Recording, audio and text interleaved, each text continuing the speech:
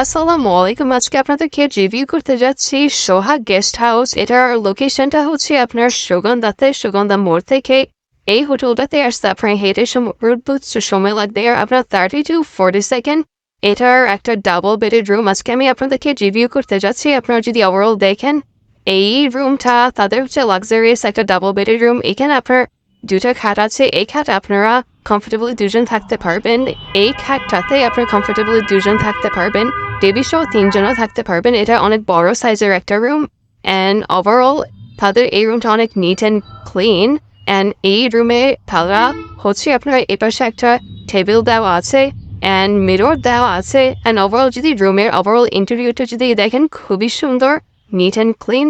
And এপাশে যদি আমরা দেখি এপাশে একটা ব্যালকনি আছে। এটা হচ্ছে একবারে মেইন রোড যেটা আছে এখান থেকে অনেকটা আপনার বিচ দেখা যায়, কিছুটা বিচ দেখা যায়।